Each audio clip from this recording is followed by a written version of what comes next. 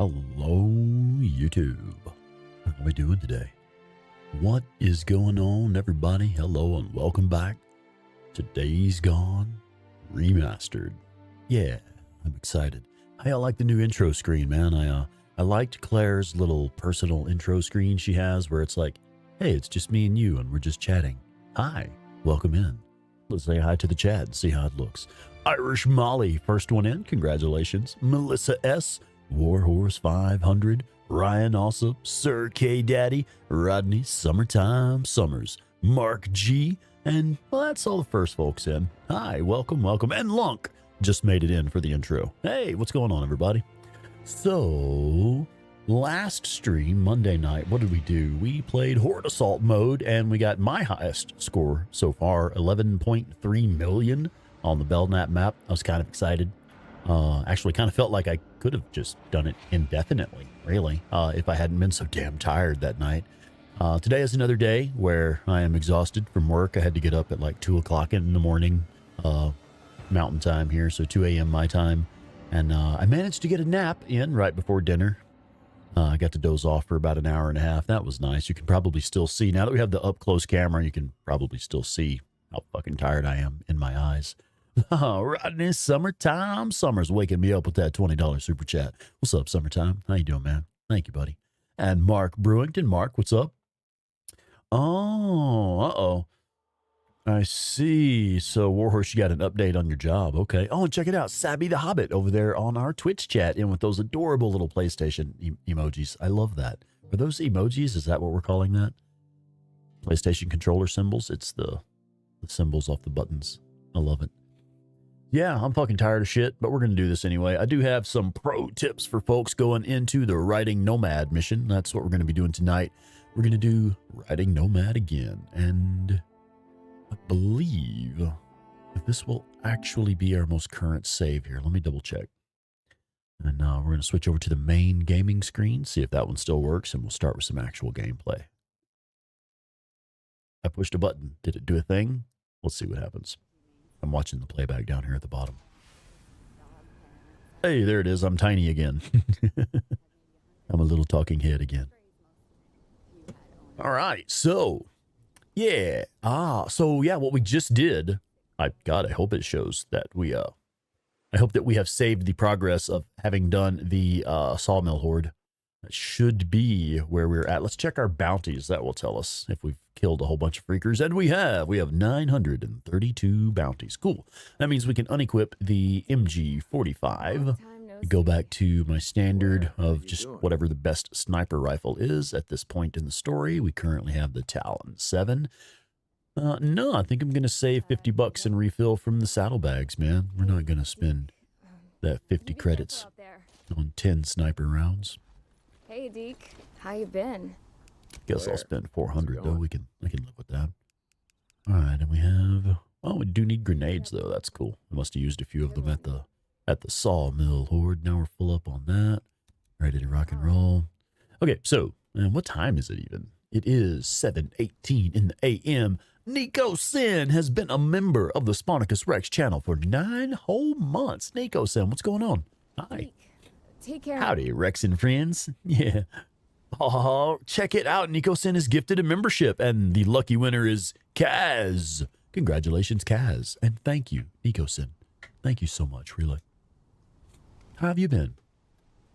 Oh, check it out. I need to say hello to Sarcastic Caps, who is watching at 2 o'clock in the morning where you're at. Good Lord. And let's also say hello to Miranda Saturn. Good evening. Okay, so brief recap. We're about to do the Riding Nomad again mission. And what I was saying, I think a couple episodes ago, what I like to do is get as many bounties as I can, which the max of each type of bounty is 999. And I like to also just gather as much meat as I possibly can. Now, since we just did the Sawmill Horde, I bet we're going to be pretty short on supplies. Let's have a look at that. Yeah, I'm low on pipe bombs. Did we really use all of our mines and traps? Mark G in with that $5 super chat. Mark, thanks, man. I think that's your first super chat on this channel, isn't it? Thank you so much. So What we're actually going to have to do here, I think we should make a round to the hidden loot locations and gather up some supplies before we roll on with the story missions. Because we'll go talk to Iron Mike, and then we'll go talk to Boozer, and then we're ready to head south and face the militia. But I feel like it's a really good idea to hit the hidden loot locations and fill up on everything that we possibly can. Miranda says 999. I was like, why are you saying no, no, no? Oh, it's because I said 999 of each bounty. No, no, no. Awesome, Mark. Yeah, thank you, man. I appreciate you. Seriously. This wouldn't be anywhere near as much fun without you guys. So this is why I keep doing it, honestly. Raekwon the chef is here. What's up, Raekwon? How are you? Good.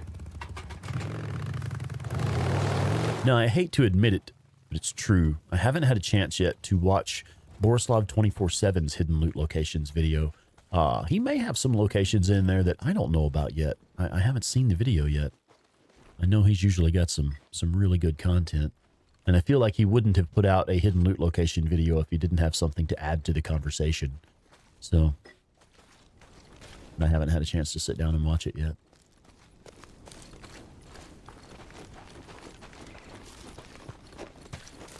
So we have got some new videos that'll be coming out soon. I hope to start dropping some new... I hope to start dropping more videos, you know, or dropping them more often if possible. So yeah, got some stuff going to be ready for you real soon. I've already done the voiceover and recorded the gameplay and stuff and sent it off to my editor. And we'll go from there. See what happens. Llama Rob, Lamaste. Let's see. So Mark is asking, where do you send the freak ears and meat to? Well, that depends. And it's one of those things where the correct answer is honestly wherever you want the biggest boost at. Like I just heard wolves, so we're about to get some wolves if we can. Yeah, right on. And I do apologize. It may take me a little while to get dialed in. I am tired and I haven't played much lately. Yeah, so the answer to the question is wherever you want the biggest boost at. I personally recommend, like many of you will already know that I recommend early game. You can get to level 2 at Copeland's camp pretty easily just by clearing the map in his area. You can watch the earlier episodes of this live stream series if you want to know exactly how I get to level 2 with Copeland's camp early. In fact, it will probably be titled Level 2 Early with Copeland's camp. But since you can do that so early, I don't put any resources into Copeland's camp if I can avoid it. I focus on getting Tucker's camp leveled up because I want the guns that Tucker's camp has to offer. And I'm already level 2 at Copeland's camp. So late game, I switch that up though. Late game, instead of focusing on getting more weapons like from Wizard Island, I instead focus on sending meat and bounties to Diamond Lake to get the top end game bike upgrades. Because you can't get those anywhere else. And by the time I hit Wizard Island, I generally already have some pretty good weapons like the auto shotgun, the SMP9, the IDF pup. I have the, oh, that's a screamer. Hello. You know, anyway, generally by the time I get to Wizard Island, I've already got really good weapons that I can engage hordes with and stuff. So I'm not super concerned with getting new weapons. In fact, from Wizard Island, there's only 2 weapons I buy anyway. That's the Chicago chopper, which I never use because my primary weapon is always the auto shotgun.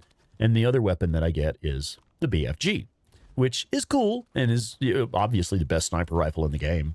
But I feel like it's one that you don't necessarily have to rush to go get it right away because we already have the Talon 7, which is a great sniper rifle as well. So early game, I focus on getting better weapons as early as possible by leveling up Tucker's camp. Late game, I actually flip that and go for leveling up the bike instead by sending loot to Diamond Lake. And I'm kind of rambling. I'm sorry. Come here, asshole.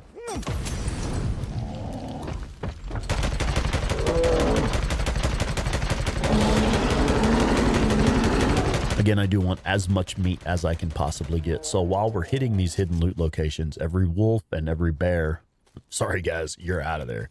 You are on the menu for tonight.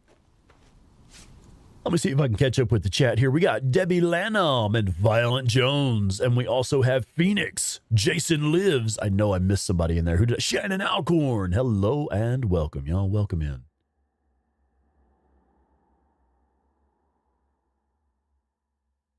I miss anybody else? Oh, I'm loving the remaster. I see your question there. Jason Lives. Yeah, man, I'm digging it. So far, I'm having a great time. I'll be entirely honest. I have not been able to put anywhere near as much time into this as I would like to. I would like to already have hundreds of hours in it, but that's just not possible right now. I started a new job recently, and I'm working really long hours and then picking up as many shifts as I possibly can. So, yeah, it is what it is. Got to make that paper, right? I'm going to also run over here and grab an axe. This is a great place to get the fire axe. There are 2 axes that spawn over here, but you can always get one. I'll take my bear in a stew, please. Yeah, that sounds nice, actually. That's probably the best way to have it. I would imagine bear is quite gamey. I wouldn't know. I've never had bear meat before. Let's see. What was Lunk saying? I see the... Having trouble keeping up with the comments. Oh, have you ever heard a screamer sing? Yeah, the way they hum. Yes, it is absolutely weird, isn't it? So, yeah, I guess I don't really mind. I've had a lot of questions recently asking what my new job is. It's something that, it's work that I don't enjoy, but it's easy work and it's good money. I work for a contract security company. And basically all we do is we take inmates, prison inmates, to medical appointments. So we're basically Uber drivers with guns, pretty much.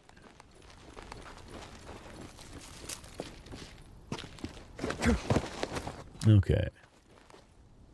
What else do we have from here? I think that's about all we need from here. Echo Warzone, welcome. Oh, so Jason Lives, you didn't like the color tones of the remaster at first. Interesting. I guess I don't really notice stuff like that. Like, things look clearer. Like, there's more grass. There's more detail to, like, the number of leaves on the ground and the number of plants you can see on screen. What it basically is it looks a lot like the PC version to me now. Stream laggy on your end? I have a button on my Stream Deck here that shows drop frames. I have 0% drop frames right now. Working with a repo company. No, it's funny. A while back, somebody was trying to guess what my new job was. And like I say, it's not work that I'm proud of. It's easy money. Anyway, somebody had guessed in the chat that, are you into human trafficking? And I was like, that's pretty close, actually. Yeah. Driving folks around. That's pretty close. Not at all inaccurate, I suppose. Stuttering and loading. The quality went down. Yeah, take them to Tucker. Nah, I generally just take them to medical appointments. So one thing I think is really interesting, in the Horde Assault mode, these hidden loot locations are inaccessible. There's actually stuff blocking off the hidden loot locations. You can't get to them. I thought that was really clever. So I was hoping to come up here and get some loot, and it's like, no, man, these areas don't exist in this play mode. Fuck off. Oh, man. All right. I guess I get it. My not involved in human trafficking t-shirt has people asking a lot of questions. Already answered by my shirt. It's clever. Kitten. Hi. How you doing, buddy? I'm being squeaked at by a little shiny black cat. Wolf meat's supposed to be pretty good. Yeah, I've never had it before. I've never had anything like that would be considered exotic meats, I suppose. I've never had anything quite like that. Fuel can. I think the most exotic meat I've had is antelope, which they're actually fairly common here in this area. I didn't know they were that common to Colorado. That's it. But apparently they are. Oh, yeah, I heard there is supposed to be another patch coming out soon. I saw on the Days Gone subreddit that Kevin McAllister, also known as Viking Dad of Ben Studio, mentioned in a thread on the Days Gone subreddit that there is supposed to be a patch coming up soon. He didn't have a date, but he said it was, I think he might have said by the end of the week, we hope. I don't recall now exactly what the comment was. Okay, so we are just going to kind of, well, oh, actually, this is a mistake. I just said this wrong. I was going to say we're just going to pop around and fast travel to these hidden loot locations as best we can. That's actually not great advice. I recommend at this point in the game, right before you do your riding Nomad mission and head south, you're trying to get as many meat and bounties as you possibly can. It's actually a good idea to avoid fast travel when you're trying to do that, because you want to run into as many bear and wolves as you can and really run into as many freaks as you can. Shit, it's probably a good idea to do this at night, honestly. I mean, at this point, you've got the auto shotgun, you've got the SMP-9. Going out at night isn't that big of a deal now.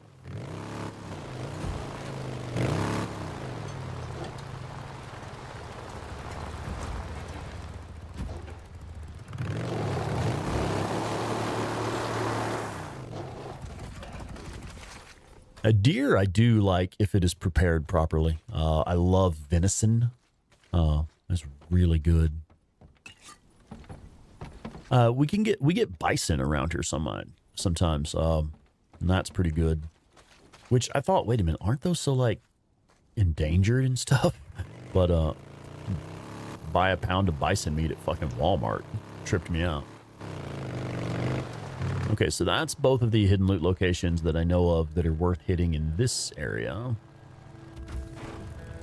Oh, god damn it. Okay, so here is some legitimate feedback for the remaster. It will not keep your settings. It just does not matter. If you have multiple profiles on your PlayStation, it will constantly switch to just whoever had the game turned on. It's constantly swapping between myself and Claire's settings. I notice like when the music cues up, and I'm surprised I didn't notice that I don't have my persistent center dot. But yeah, it's kind of frustrating, honestly. I hope this is something that they're able to fix in the next update, because it is a little bit frustrating when you are not able to play with your preferred settings, because that's kind of the point of setting your settings. Playing the game the way you like it. One other bit of feedback I have is when you do have persistent center dot turned on, unfortunately, it is not actually zeroed in with your scope, because whenever you sight in, well, hey, it did just then. Let me try with one of the, yeah, see, check it out. If you go in with like your sidearm or something, it goes off to the side. It's like, no, I'm supposed to be aimed at that thing right there, that post right there. And no, it's kind of doing it. But yeah, it's super weird. And if you swap aim sides, it still does it. Like, look how far off it is. It makes it extremely frustrating when you're trying to dial in, because your persistent center dot should always be where the character is focused. Like, that's the purpose that it serves. It's where you're focused. So, I don't know. It's kind of weird. Seems to be a bit inconsistent, I think. Rated R Rockstar. Hope they fix the tent lighting. What's up with the tent lighting? I guess I haven't noticed anything with the tent lighting.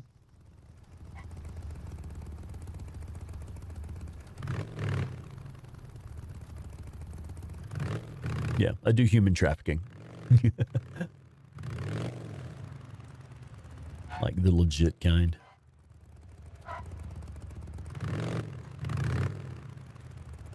I don't know. There's some people are kind of weird about stuff like that. Like, it's just a job, man.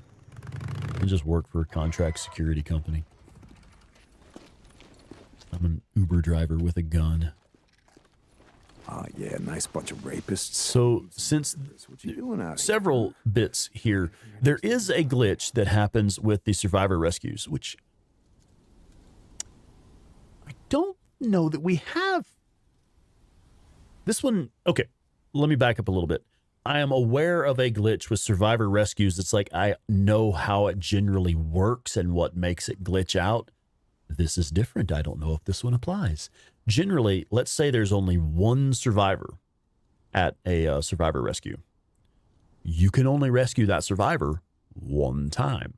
If you come back around and you have that survivor rescue again, it bugs out where the survivor's being weird. If there are 2 survivors at that location, well, you can only do that rescue 2 times. If there's 4, you can do it 4 times before it bugs out. I don't know that we've done this one twice. I think we've only done this one once, to my memory, on this playthrough. The playthroughs do kind of blur together sometimes. So I'm curious now, since I'm fairly certain I have done this one at least once. I bet the one guy is bugged, but maybe we can rescue the other. I'm kind of curious now. Let's test that and see what we've got.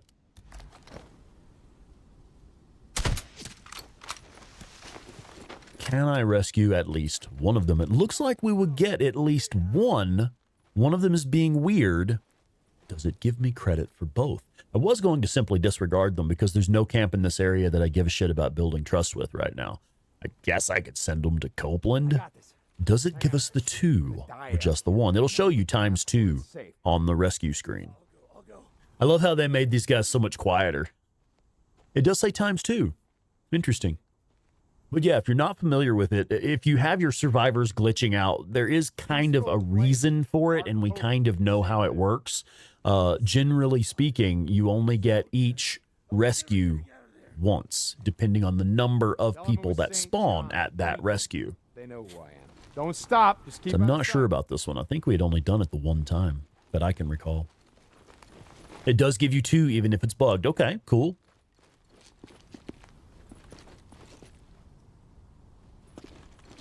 Yeah, one of them wasn't tied up, but the other one was.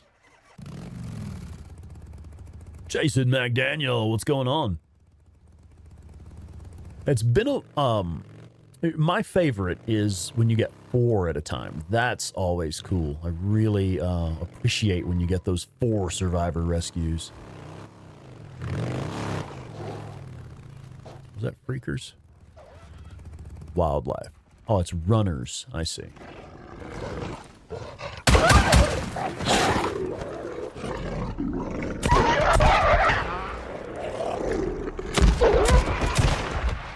That's right. And that is why we carry an auto shotgun. So I knew that I heard the sound of wildlife. I was hoping it would be wolves. Because of course, I mean, the runners, they're valuable as a bounty, but meat is actually more valuable for raising trust with the camps. You get more trust from meat than you do from bounties. I think the bounties are worth more money, and the meat is worth more trust, if I recall correctly. So I do believe that there are more freakers out at night. I think that's one change that they've made, is the night is now actually dark and full of terrors, because there seem to be more freakers at night. And it's definitely darker. Like, we know that's something they changed. We know that they made it darker. Another pro tip for the noobs out there: don't hesitate to just sleep and make it daytime, you know? Especially if you're early game and you don't have much resources or any good weapons yet. You know, Raekwon, I think it might be, and this is just me guessing, I don't know. It might be intentional. It might be a thing that's not... Oh, he brought me a toy. Check this out. I don't know what it's supposed to be, but it's cool. But yeah, it's I think it might be a thing that they did intentionally to prevent people from spamming those survivor rescues to basically get infinite trust boost. It kind of makes sense that that would be a finite resource, you know, a finite way of gathering trust with the local camps. Something you can't just spam it over and over and over. So that makes sense. Because, like, shit, with Iron Mike, you get 1,000 trust every time.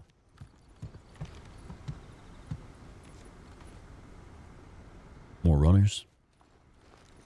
Or is that wolves? That's runners, isn't it? Oh, that's the runner being weird. Check him out. He was being all weird. No, are there more? Hi. Oh, it's a bomb. He brought me a bomb. What is the detonation mechanism and how much time do I have? Okay. Here we go. Never gets old. Oh, yeah, Echo Warzone. I've seen people mention that. I've never noticed it myself, honestly. I guess I don't look at stuff like that. Froggy, to your right, what's going on? Like what? Yeah, Froggy, I wish that I had been making more content. I've mentioned earlier I'm working a new job where I'm working a shitload of hours. I work really long hours right now. In fact, you can probably hear it in my voice. I'm fucking exhausted right now as it is. I've been up since 2 a.m. I got to take a little bit of a nap, but it didn't help much. But yeah, I really do wish we could have been putting out more content. We have a bunch of content planned. I've done scripts and voiceover for 2 new videos. We've also produced got a video just about ready for our Hey Drifter channel. So if you would, make sure that you are subscribed to the Hey Drifter channel. Hey Drifter is going to be all days gone, all day long. Nothing but deep dives into the lore, characters, the backstory of the characters, things like that. It's all just days gone, backstory and lore. So yeah, make sure you are subscribed. Say, guys, say. That's about enough yelling. It's coming through on the mic. Can we keep the noise down? Anyway. Little man seems to be upset about something. It's bedtime.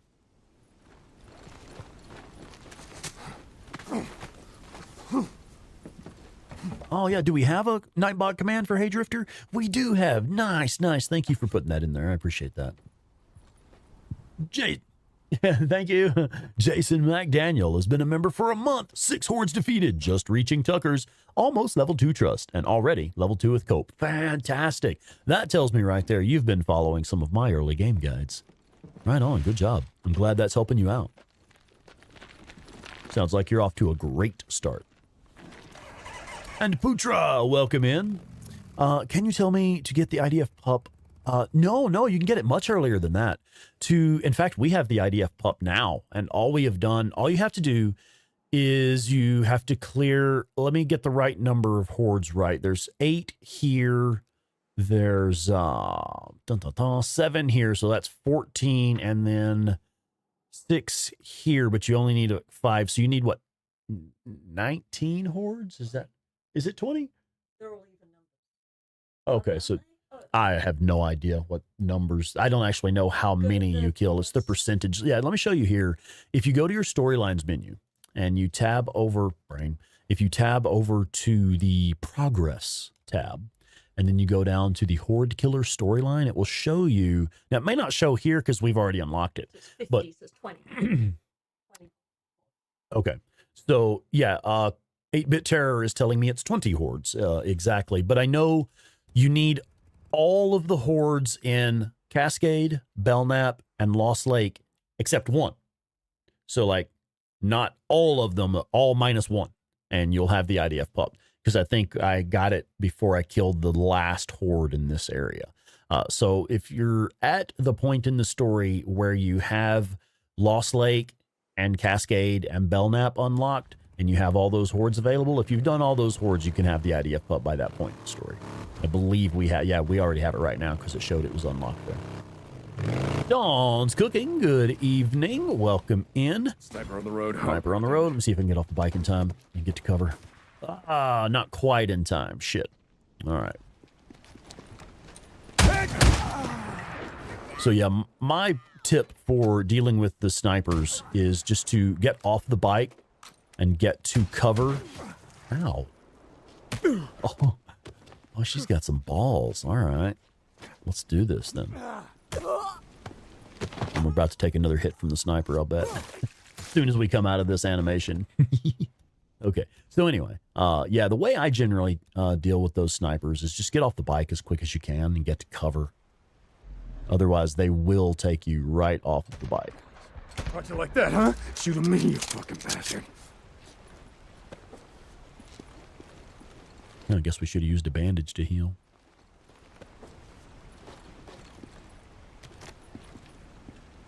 The incendiary bolts, we can check that the same way. Incendiary bolts is all of the ambush camps in Cascades, Belknap, and Lost Lake. If you've done all of the ambush camps in those 3 regions, you can have Yeah, there we go. This is, because we already have it unlocked, it doesn't show the number percentage. Well, I guess. And we've also killed 2 in Iron Butte, so that's put us up to 71. But yeah, anyway, I do know for certain if you have done like whatever number it is, you have 3 ambush camps here, 3 ambush camps here, that's 6, and 2 down here, so 8. Once you've done 8 ambush camps, you can have the incendiary bolts.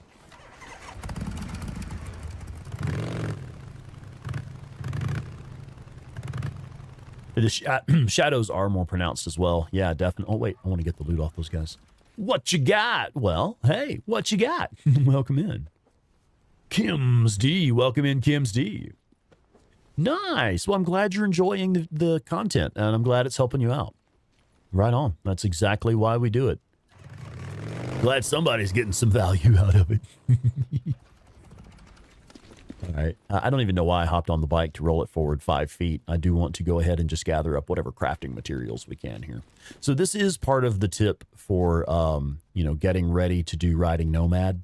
I do highly recommend that you drive to each location. Don't fast travel. Drive to the hidden loot locations and the good scavenging areas and max out everything you possibly can before you head south on the Riding Nomad mission. That includes maxing out your bounties and your meat and stuff. You want to get as much meat as you can, as many bounties as you can, and also make sure that you're full up on supplies. There's one interesting thing about the southern regions. When you get down to the militia area of the map, there are fewer hidden loot locations where you can pick up fully crafted items that are ready to be used.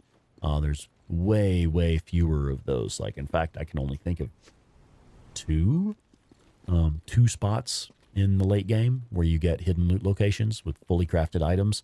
But the difference is, of course, at that point in the game, you have most of the crafting recipes and you can craft most of the stuff yourself. So you don't necessarily need the hidden loot locations. What you need at that point in the game is just good areas to scavenge the materials for crafting those items. And I do have some videos as part of the Art of War playlist.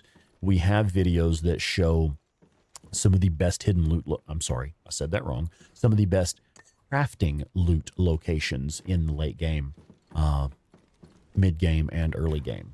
So it's 3 separate videos. One is best early game crafting loot locations. One is best mid game loot locations, and one is best late game crafting loot locations. And it's specifically for gathering crafting materials in those videos. Sin, welcome in, Sin. Yeah, happy hump day.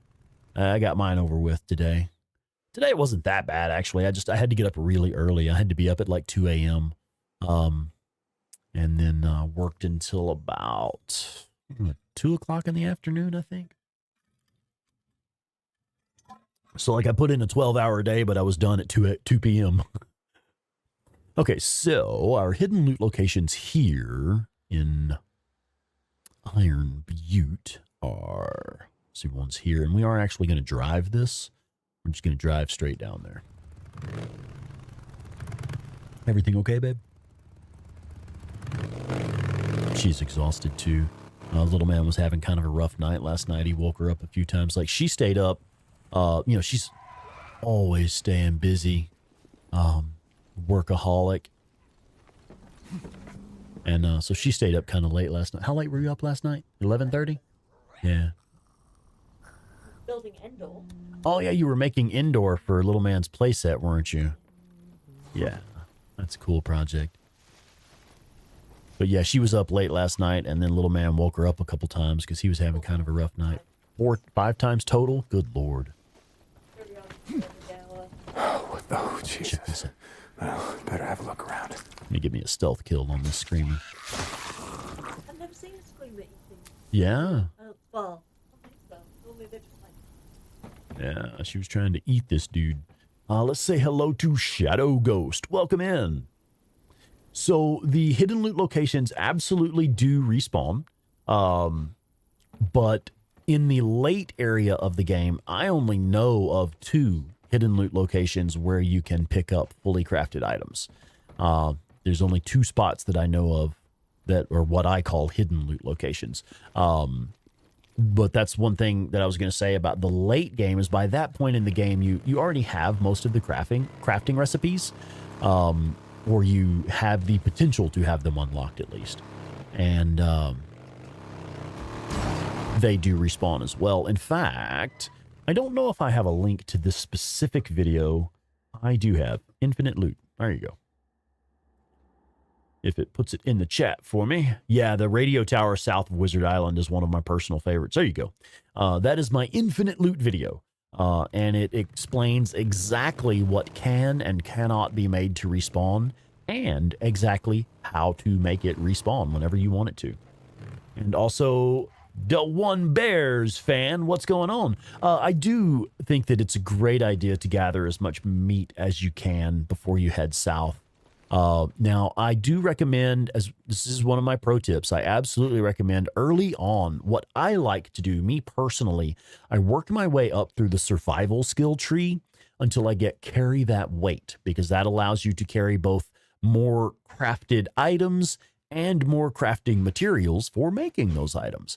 But along the way to carry that weight, I like to get the butcher. And the reason I get the butcher specifically is it increases the amount of meat you get every single time you harvest meat from an animal. But it doesn't just like double the amount. It will triple or quintuple. You'll get 3 to 5 meat from every single animal that you harvest meat from every time. So it really, really maximizes return on investment if you get it super early. And so what I'm doing now, oh, here we go. This is perfect. So I'm going to the hidden loot locations in this area to make sure I have basically a full inventory before we head south. But while we are doing that, I'm making sure to get all of the meat and bounties that I possibly can. Which means this is going to be a really long episode.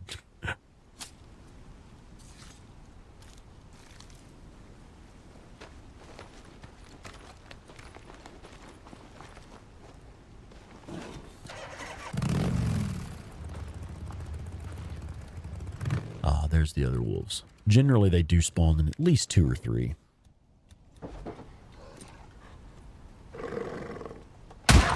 So show of hands in the chat. How many people have never used a smoke bomb on the wolves? I want to know. I'm curious.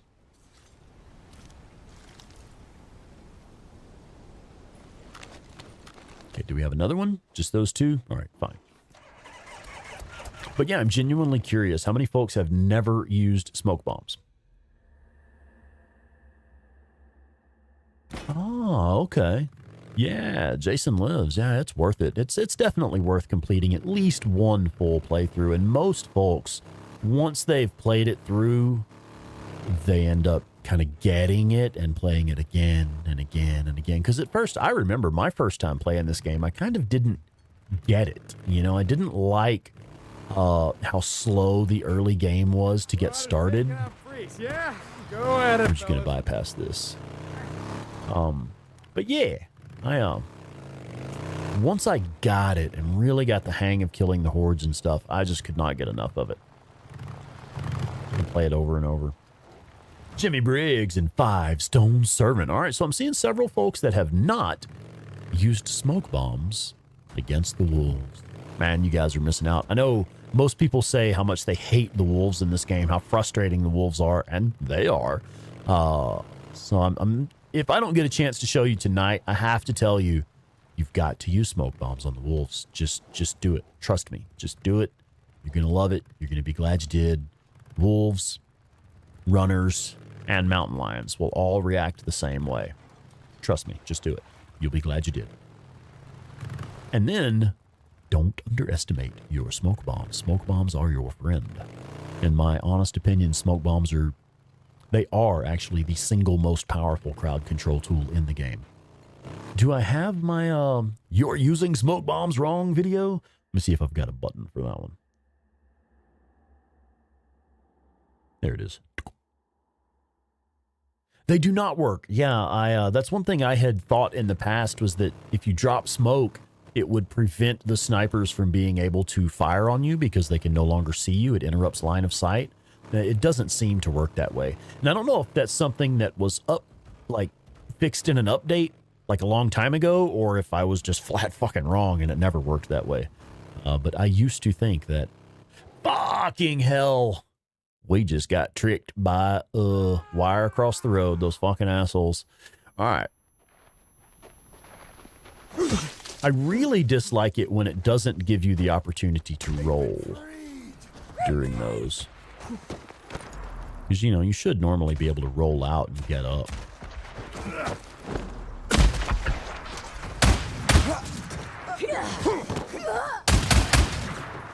Okay. Let's see if anybody had any healing items on them. Gunpowder. Well, we needed that. That's cool. You all right, babe? Ah, medkit. Perfect.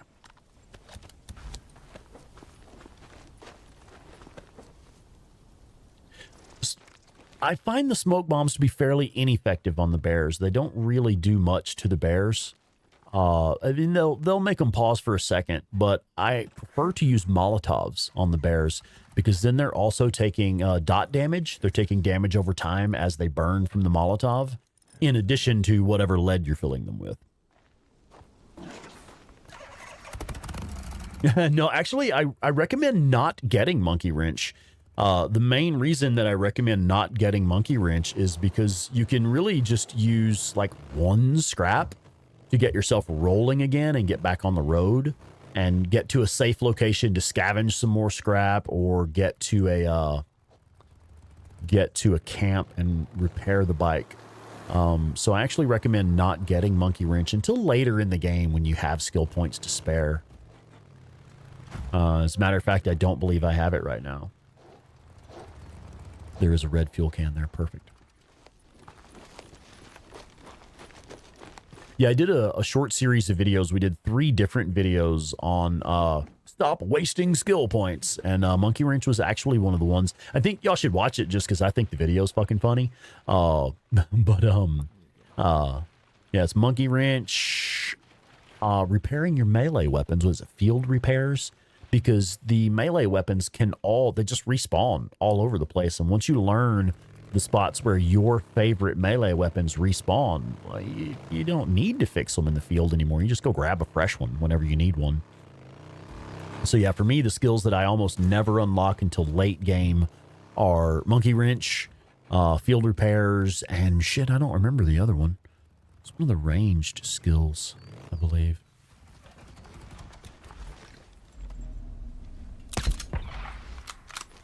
You got some more deer? I do want as much meat as I can get. Kotick, welcome in. Yeah, I know those clotheslines are so damned annoying, aren't they? Can you use this? No, it doesn't. Does it really, Summertime? You don't get a skill point from reading books in this game. I've never seen that happen.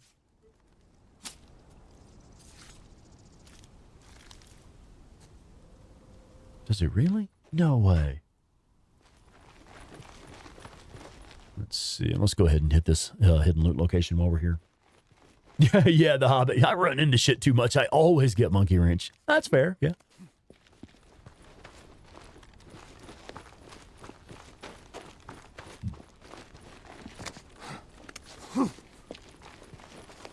But yeah, take a look at my video on wasted skills, Monkey Wrench. I just think it's funny. I got a kick out of it making that video. We had a good time with that one.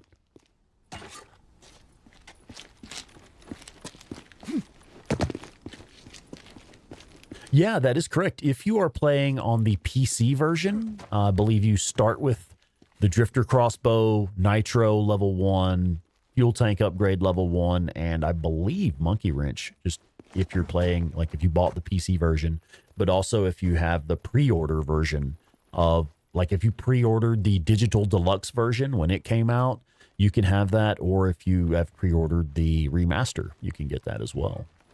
It was like pre-order bonuses. I think, if I recall correctly. Yeah, Jason, it was already unlocked for you when you started. Yeah, did you pre-order? Let's see. I want to make sure I don't miss. There's marauders up there or something. What the hell? Oh yeah, there they are. No cover up here either.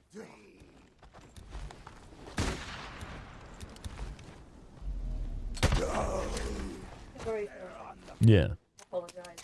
Does someone need to be told to... What's up? No, hang on, guys. Oh, do I need to go to the pause screen? Okay. Do you need something, kiddo? Do you need a hug? Oh. Yeah. Okay. Pin him down. Someone needs Oh, it's another survivor rescue.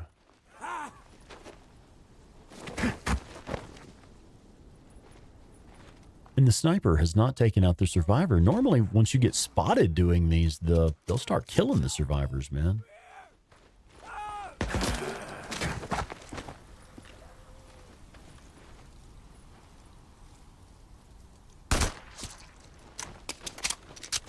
Okay, so that's all of the marauders.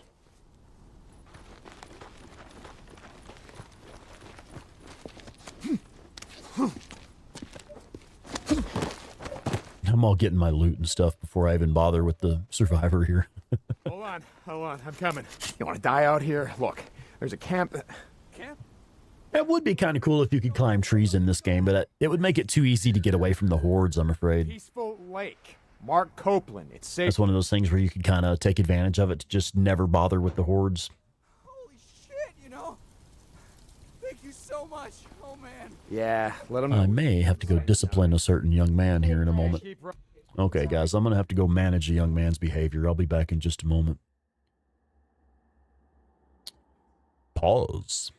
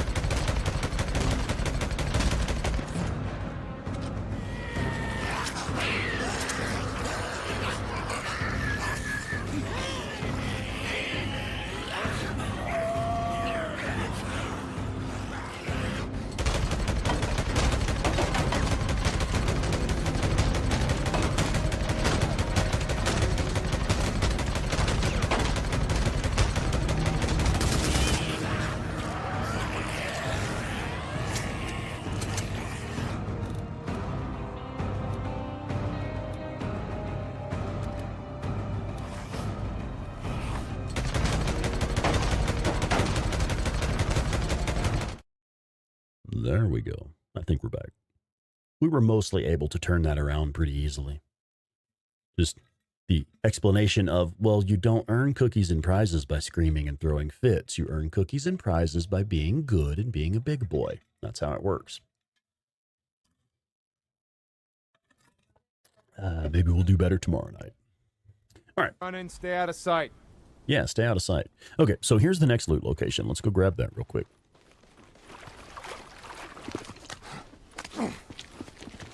Yeah, even if you, like, Shannon, I noticed that even if you, like, have it set, because it's in the settings, you can change it to not remember your swap side or remember your swap side if you want it to. But it seems to be a bit weird in the remaster. Like, it's bad about not remembering your settings in the remaster. That's one thing I've talked about several times now is I've noticed if you have multiple profiles, like I personally have my own profile on the PlayStation and Claire has her own 8-bit terror profile on this PlayStation. And whenever we switch between profiles, it does not remember the individual settings from each user. I'll load up my profile and I'll still have her settings active. And we use very different settings quite often, so that is really frustrating when it does that.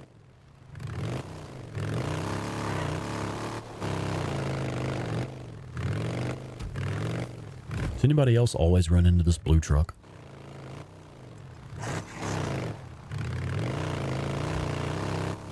And this is a fairly common graphics glitch for me right there as well. Sniper! Sniper ambush. Maybe. Are we going to make it? Oh, we didn't make it. We still wound up taking a hit. Shit. Okay. Are the snipers more aggressive now? Or am I just being weird? There he is. Now, one thing I like to do, it's a personal recommendation of mine. You see the wooden platform that he's standing on, the little deer blind that they have set up in the tree? I actually like to shoot for that deer blind. Shoot the platform instead of the sniper himself. Because when you shoot the platform out from an under him... Gotcha, you son of a bitch. No more. Whoa, hey, buddy. Did you see that motherfucker spawn in literally right on top of me, already swinging? And that is how my permadeath run would have ended. All the fucking way back here? Oh, you've got to be shitting me, dude.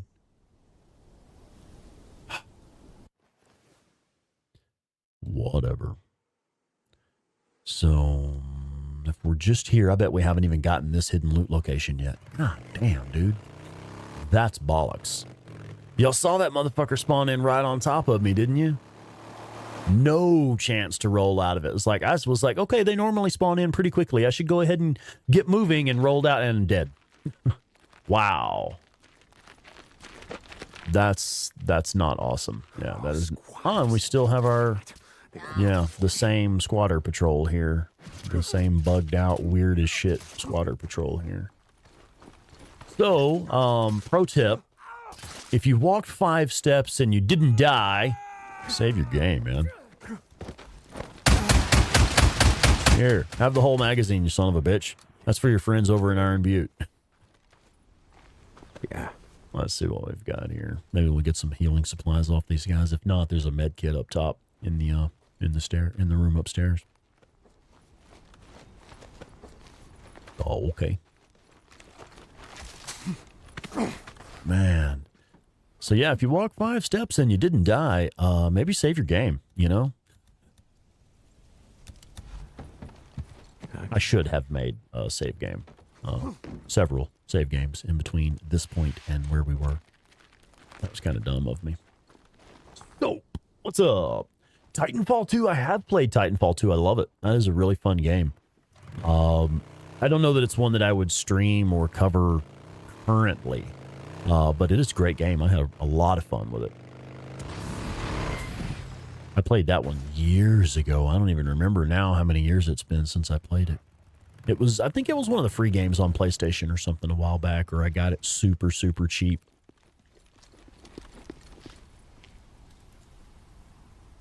Have all the new t-shirts soon? I don't get the reference. What are we talking about?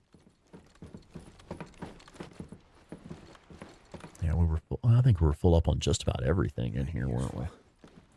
I don't even think I needed this pipe bomb over here. Or was that the last thing we got? That filled us up on pipe bombs. That's right. Yeah, now we're 6 pipe bombs. All right. That's a little bit frustrating. And see, that's one thing that I say is why I very likely will not play a permadeath playthrough.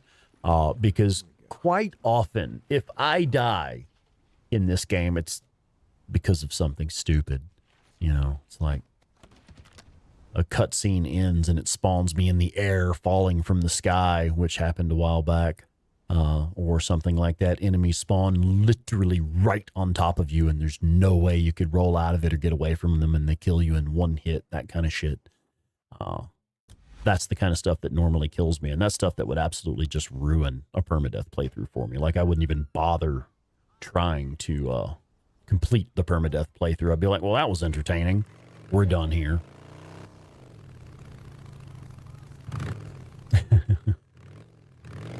I tend to be a very stern disciplinarian. I generally don't have much trouble getting folks to behave when they're misbehaving. If you were at Bear Trap Tavern convention with us this year, you know what I'm talking about. We had to run a weirdo off. He was just being kind of weird. I think he was, you know, one of those people that he's just not going to take anything less than fuck off for an answer. And yeah, it fell upon me to be the one who had to tell him to just fuck off.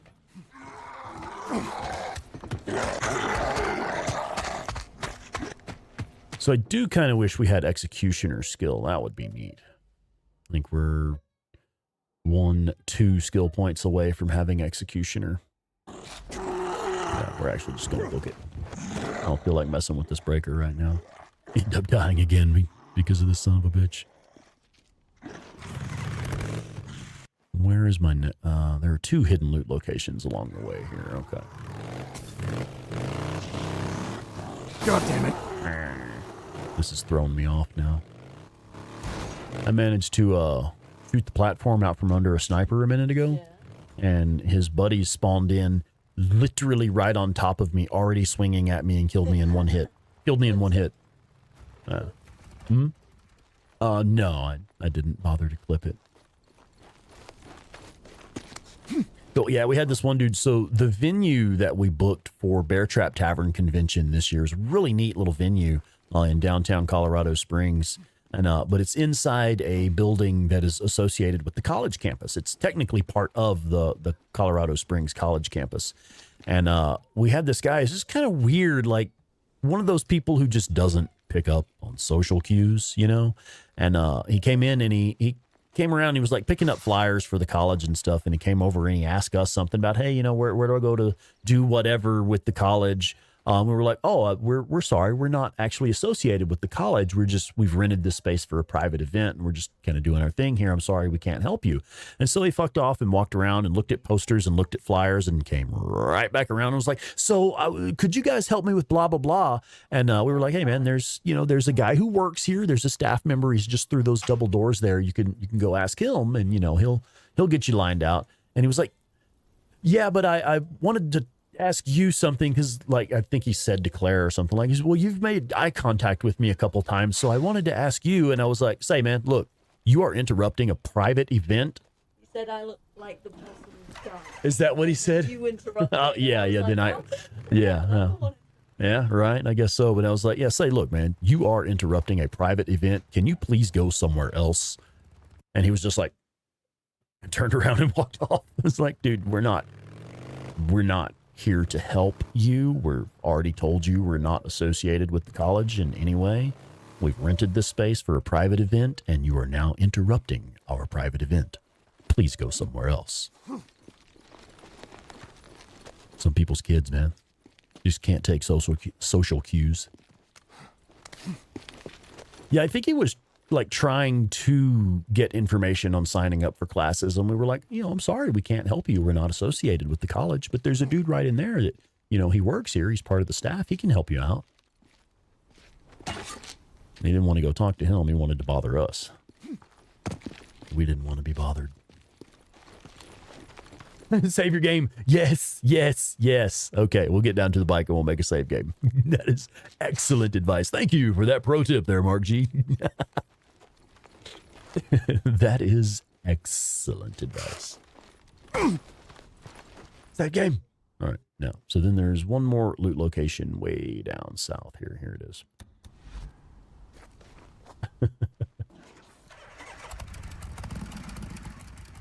Oh, wait, hang on. So, Melissa, what you got going on? It was brought up that we are required to use interpreters if we take federal money. But then they say that the interpreters are too expensive. Oh, wow. So you've received funding for that purpose and it's not being used for that purpose? That's interesting.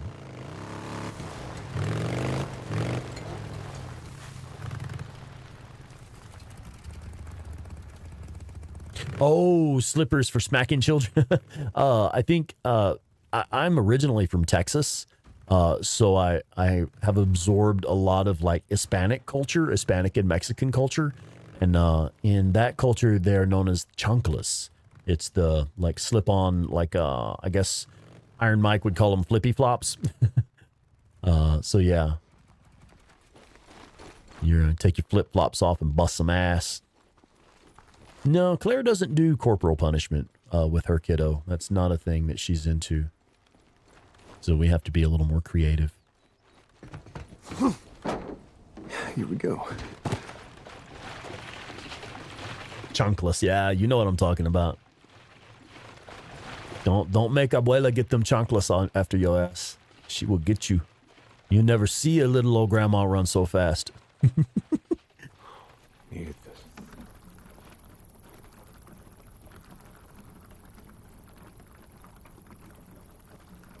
That should be it. Possibly Echo Warzone. I don't know. We do have some members of the community that are fairly young. 16, 17 years old. According to YouTube, most of my viewers are somewhere between 25 and 55. Allegedly. But we do have some that are younger and some that are older as well. I think, I remember I think I saw Old Lady Deep Geek in the chat earlier. I'm afraid I may have forgotten to say hello. But yeah, we have several members of the chat who are, you know, outside of that range. We tend to have a more mature audience, which I really appreciate. You got the Switch growing up? Yeah. Get your attention in a hurry, won't it?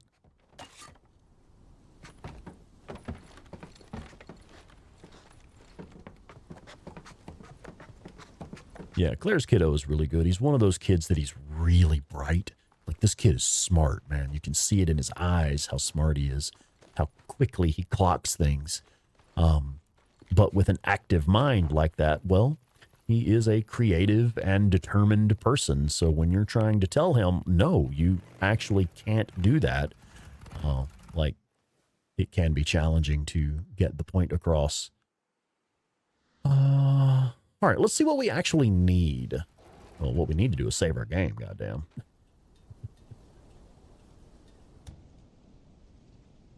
Okay.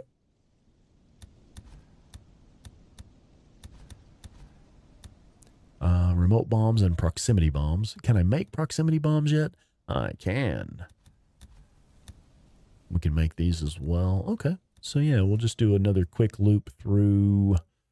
the next hidden loot locations that I know of for Lost Lake are... Help me out here, guys. Which ones are they? There's Sherman's Camp. Has 2 hidden loot locations. One on top of the bank. And, yeah, I think here on top of the bank. And then your smoke bombs here. You have one at the sawmill. Over here, this little pond by the sawmill.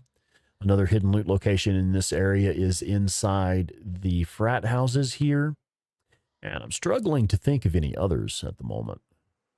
Only thinking of those 3 in the Lost Lake region. Am I correct? Yes. Yeah, Echo Warzone. That's the one Claire and I, we've always referred to that as frat houses. And I know there's a remote bomb and maybe, shit, I don't know, an attractor or something in there. I can't even remember now. I've got a little spreadsheet. It's adorable. Y'all should see it. I've got a little spreadsheet that I made years ago. To help me remember exactly what loot is acquired at which hidden loot location, but I honestly can't remember that stuff anymore. Like, exactly which item is at which location. I'm making another save game, by God. Oh, you're rolling up on 65. Okay. Yeah.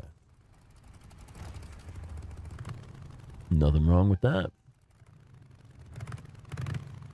Like I said, I genuinely appreciate that we have a more mature audience here. And I mean mature as in mindset and life experiences, rather than literally mature in age. Because we do have even some of the younger members of the community here pretty level-headed, and I appreciate that kind of stuff. Runners. Runners are useless. You need a spreadsheet? Yeah, right? That's what I had to do. Double S. First time here. Enjoyed the videos. Right on. First time playing Days Gone as well. Getting my horde on. Yeah. Oh, yeah. You don't have the napalm Molotovs yet. Yeah. Have you been able to unlock stuff like the auto shotgun or the MG45? Things of that nature? I find stuff like that really helps. Another goddamn tripwire. You know what? We've got a recent save game, don't we? I'm teasing. We should be okay here. As long as they don't spawn right on top of me already swinging at me, we should be good to go. Check this out. Oh boy, getting some airtime. Where is he? Hey, come out! I just want to go. Always looking for anyone who can use a gun. Just one of the things that I love about smoke bombs is you can get multiple stealth kills off of them. And then you still get the XP for having scored a stealth kill, a stealth assassination. Something I like to do just to fuck with them sometimes.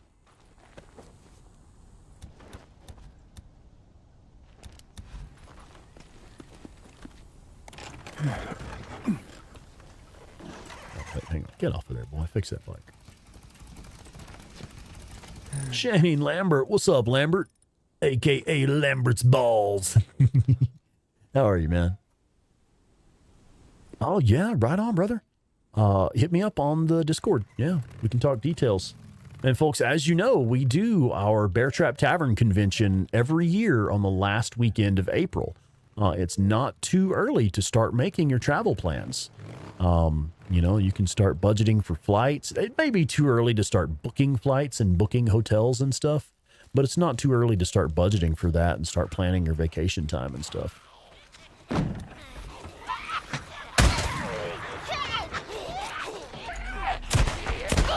I really wanted to shoot that one out of the air. That was cool. One on the roof, should have known. Bounty. Fucking newts.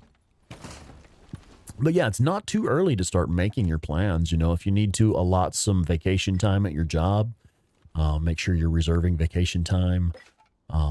It's going to be the last weekend of April, 2026. I mean, I don't even know the dates yet, but you can just check your calendar. Whatever the last weekend of April is, it'll be Friday, Saturday, and Sunday, that last weekend of April 2026. It will be in Colorado Springs, so you'll need to make travel plans to get to Colorado Springs. And we will very likely use the Spring Hill Suites Hotel. That's most of the folks who came this year stayed there and really liked it. And I wish we had stayed there. I liked the room we were in, but it would have been cool if we had all been in the same hotel. We should have coordinated and got the same hotel. But yeah, Colorado Springs, Colorado. Last weekend of 2026, April 2026.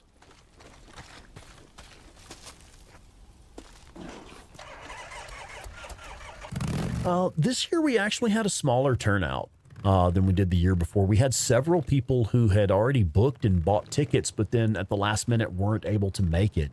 We also had a couple of folks who were regulars that had to make other travel plans. Like one of my best friends in the world, Jeremy McGee, Jer Bear, his wife had just taken a trip to London that was work related, but still, you know, they had to budget for a trip to London and then weren't able to get to Colorado.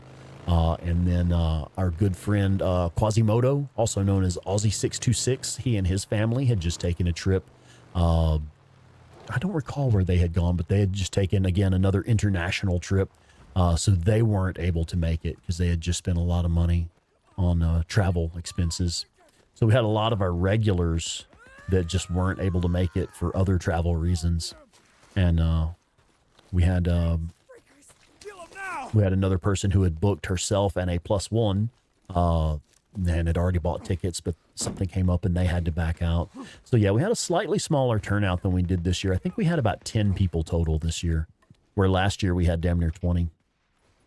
And that's one of the reasons I'm making a huge effort to make sure that we plug it a lot this year so that like everybody gets the word. No, really, we do an in real life get together. We do a real Days Gone fan sponsored convention every year in Colorado. And we would love for you folks to come and join us. That's it. Crap. Okay, you're at level 2 trust and you're with Alki. The only thing to buy from Alki at level 2 is the MWS and the M40. You'll want a decent automatic rifle and you'll want a decent sniper rifle. And the main reason I recommend buying the sniper rifle from him is just because then you can fill it up at weapon lockers. You'll actually have an owned version of it that you can fill up at the weapon lockers. And the MWS is an upgrade over the crappy little SAF, you know, the game version of the AK-47. It is an upgrade over that weapon. It's more accurate. But yeah, those are the only two weapons I get from Tucker's camp at level 2. I like to get the MWS and the M40.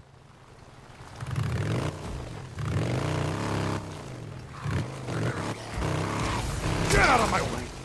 Get out of my way. Let's see, where's the... Yeah, I want to go to the hidden loot location over here.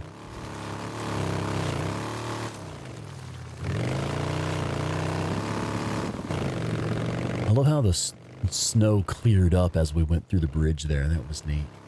It's like, well, yeah, you're not driving through snow right now, man.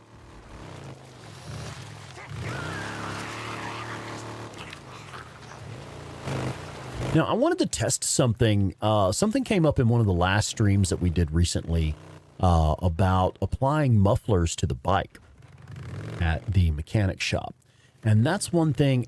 I never mess with cosmetics that don't apply an actual in-game bonus.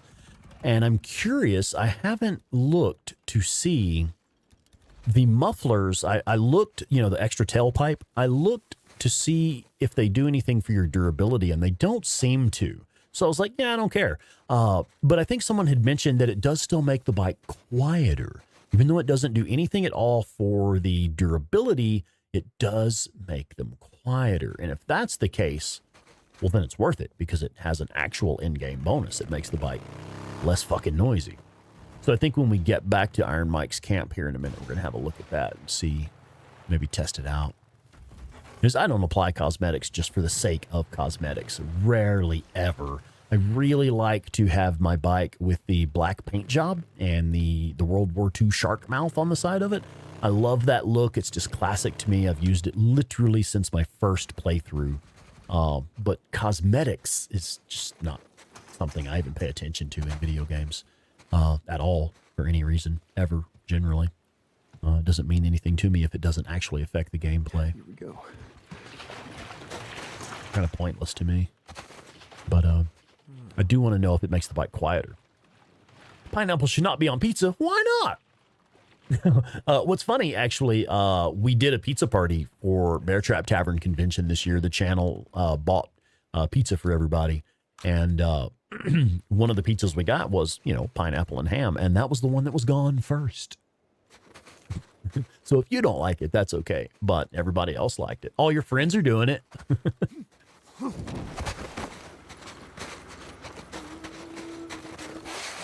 That's a screamer. Listen.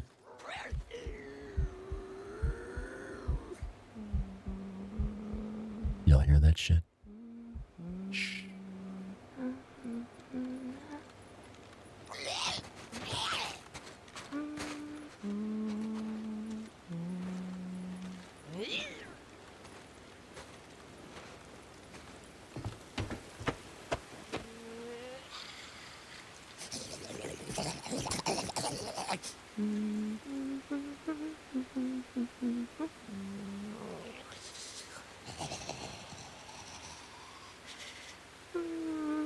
Captain Caffeine, what's up, buddy? You didn't have pineapple pizza?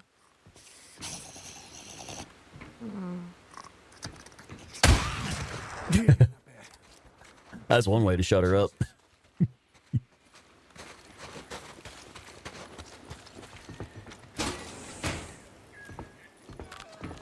So the first thing I'm going to do when I head south is kill a Rager Bear. And then the next thing I'm going to do is try to pick up a superior metal axe as soon as I can. Teriyaki sauce with pizza. Now that is weird. Old lady deep geek. Anchovies. I have only ever had anchovies on a pizza by accident.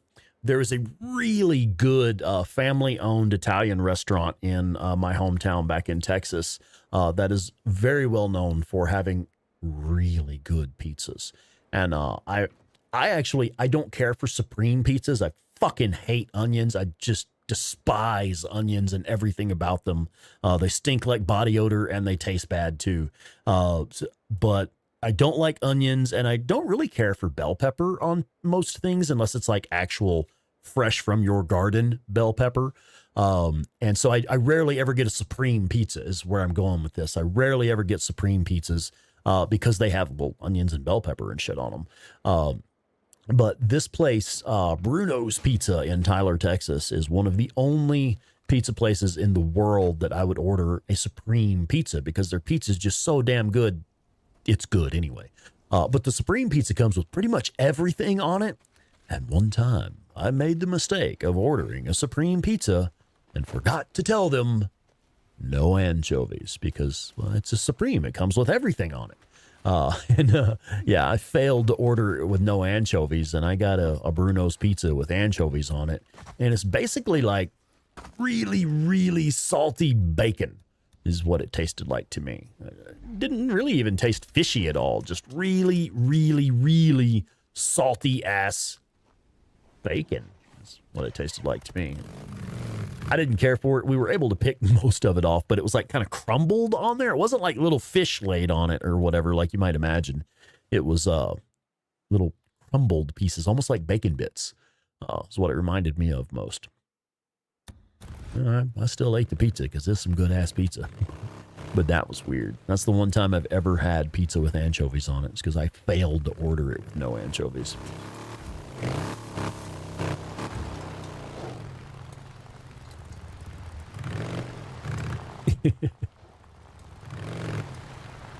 Tumbleweed, what's up? Plain pepperoni? I hear you. And anchovies are nasty. Yeah, I actually ordered our not this year's Bear Trap Tavern convention, but last year's BTT Con. I ordered again. We did a pizza party. You know, the channel bought pizza for everybody, and I ordered one that was the garlic parmesan sauce and chicken and bacon. And that was fucking great. That was a big hit too. That one went first last year. Yeah, that was really good. I enjoyed that. I was like, shit, I want to order that again. Oh, this is interesting. Wolves and a screamer. They're coming after me instead of the wolves. Okay, fine.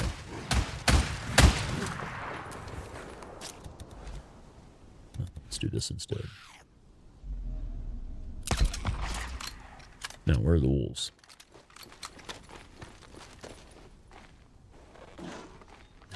Margarita pizza. I'm not familiar with that. What is margarita pizza? Oh, them wolves totally fucked off, didn't they?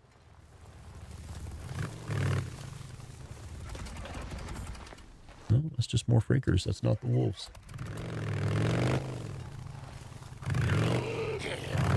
Oh, so did the wolves just straight up despawn? We got some deer.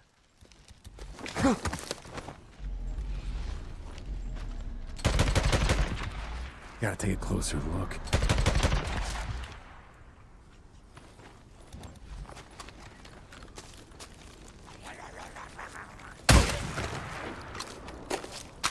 That's why we carry an auto shotgun.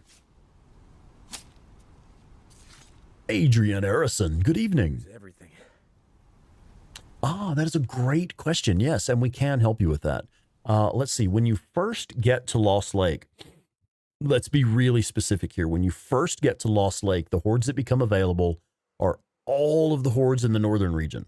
So any hordes that you were locked out of previously, as soon as you set foot in Lost Lake, everything in the Cascades and everything in the Belknap becomes available.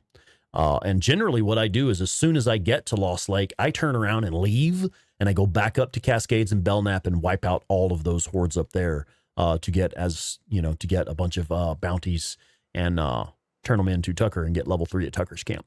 But as far as the Lost Lake hordes that start off first, let's see. If 8-Bit Terror were around, I know she could tell us off the top of her head. But, and also she's got an adorable little nerd notebook that tells us as well. But let's check out the Horde Killer storyline, and looking at the names, I'll be able to remember it, I'm sure.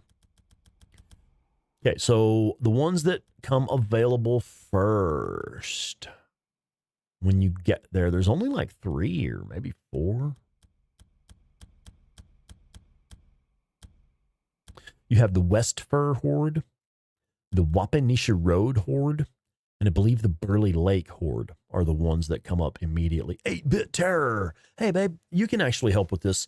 Once you step foot in Lost Lake, which are the first Lost Lake hordes that become available? Ah, Echo Warzone. I see you're asking about God of War Ragnarok.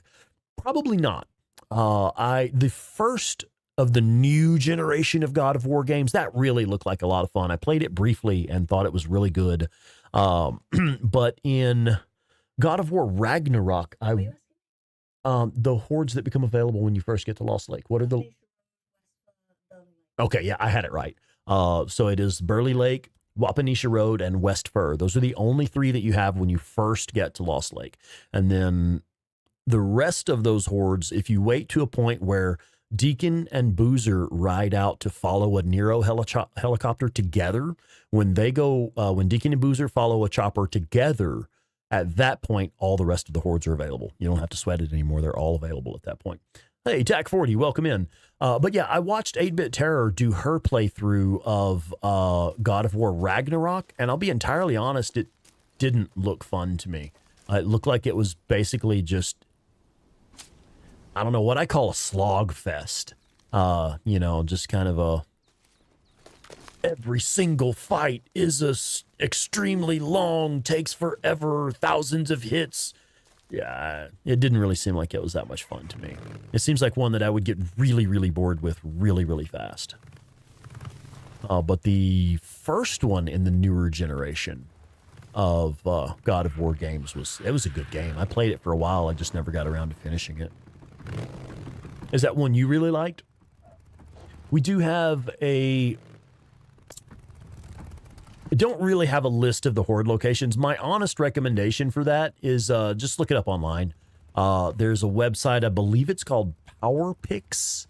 Powerpix.com is the website. And that's the one I always use. They have a really good visual map that marks all of the locations where the hordes spawn. That's generally the best way to find them. Or if you get to a certain point in the story, you will have, they'll be marked on your map. Once you get to a certain point in the story, you'll have map markers for all the remaining hordes, and you'll also have a health bar for each of the hordes when you encounter them.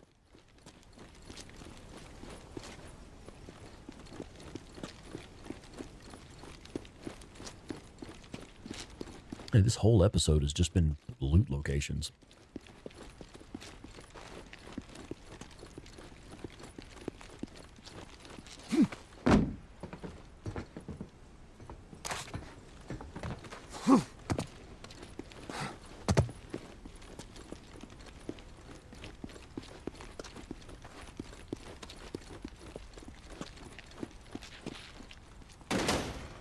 Hey, Robbie McCauley, welcome in. What's going on, man?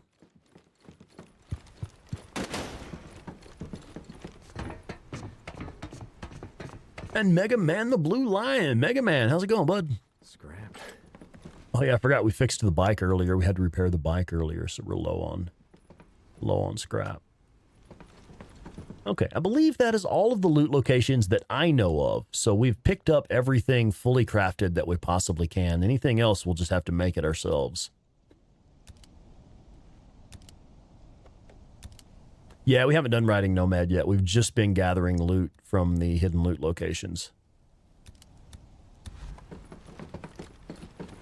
Just trying to gear up for the ride.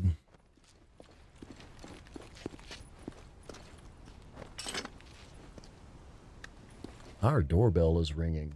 That's odd. Raven Black Sparrow plays. How's it going? I'm actually going to go ahead and pause the game because if our doorbell is ringing at 8:30 at night, there's no telling what that is. I'm going to pause for a second. I'll be right back.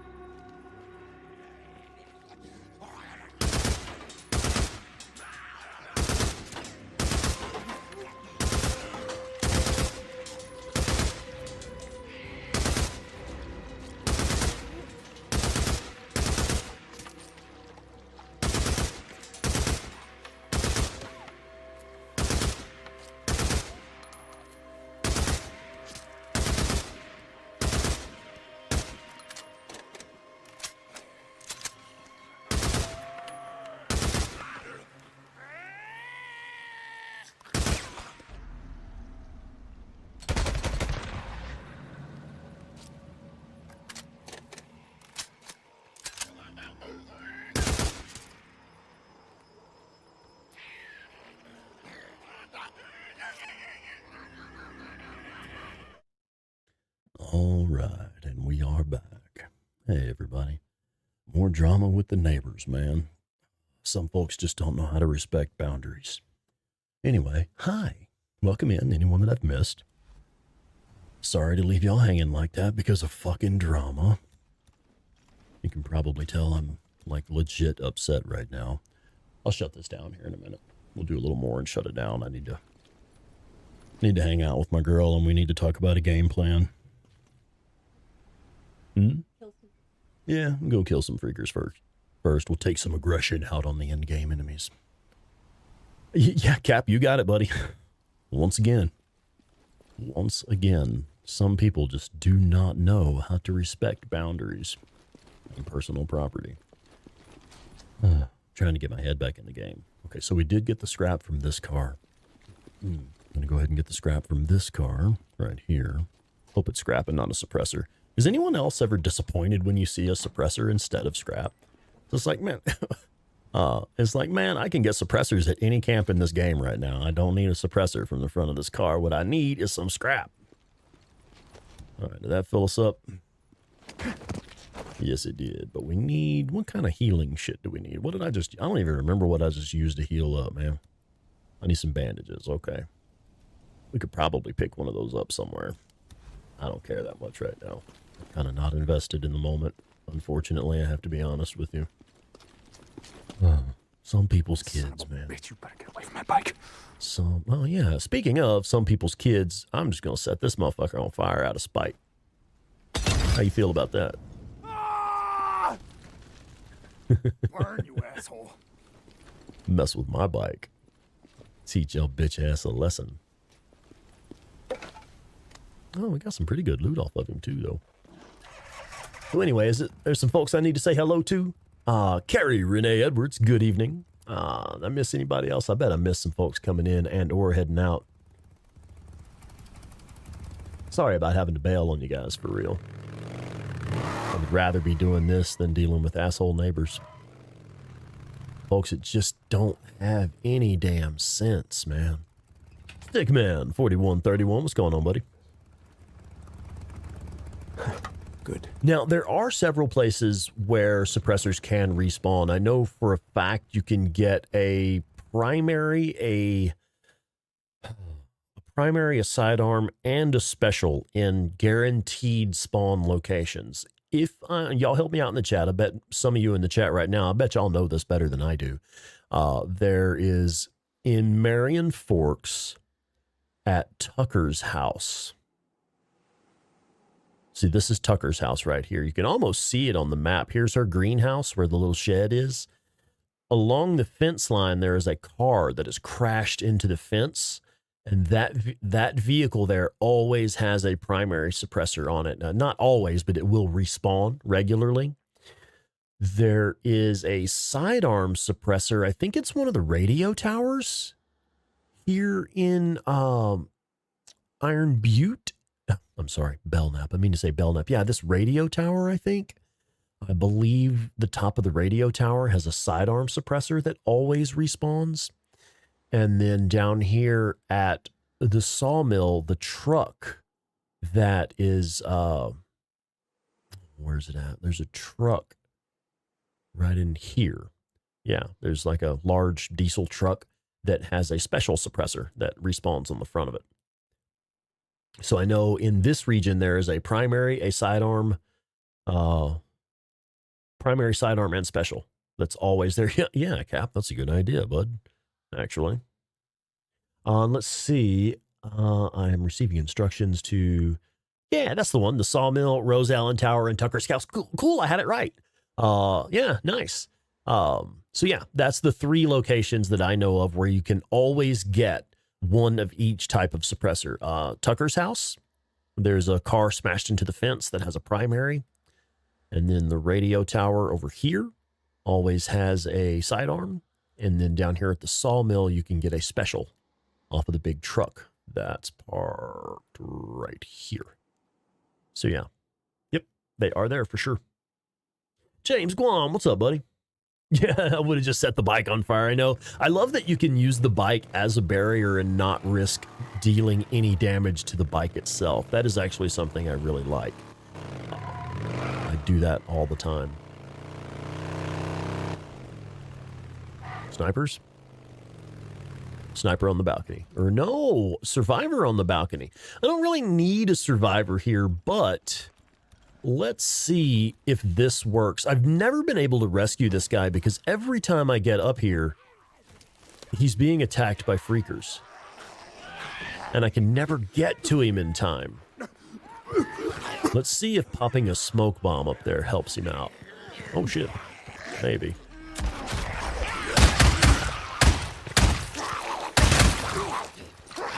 Let's see if we can get this. I wanted to get that stealth kill on this guy. It was being weird, but hey, check it out. We did. Perhaps we got another freaker somewhere. Here we go. There we go. Check it out. I believe this is the first time I've ever been able to rescue this guy. And watch, he'll be freaking out or something. He's bugged out. Is he bugged out? No. Okay, here's the prompt right here. I believe that is the first time I've ever been able to rescue this survivor up here. So it looks like you have to use a smoke bomb to get him. The survivors at the farmhouse. Yeah, I've never been able to get one of these guys before. Yeah, 1 second. This one here. Here you are, love. So again, Copeland's camp. I guess that's really the only place we need trust right now. Oh man, thank you. Thank you. I was done for. Holy shit! I was a goner, you know. Suppressors, yeah. Thank you so much, man. Yeah, she's got her adorable little nerd notebook here with all those locations. Adrian, oh, hang on. Let's talk to Adrian here for a second. Adrian has cancer. I'm sorry to hear that. Good luck. I wish you the best of luck. You're playing on hard too. Oh, you just took. Oh, I see. Yeah, you just taking some pretty hardcore medicine, and yeah, let's have a zombie hunt stream. Yeah, right. What do you have here? Oh, in Iron Butte, there is also a sidearm suppressor. The ag storage top left of the building. Can you show me what building you're talking about? So the top left building. Oh, over here in my favorite little crafting loot location? No shit. So, and you said on the roof of the building? No, inside. Oh, that's right. It's on one of the shelves. Yeah, it's down low on one of the shelves.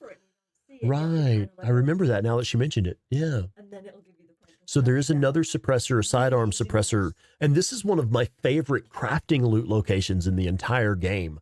This is one of the best spots to get crafting loot. In fact, we probably should have hit this spot while we were in Iron Butte earlier.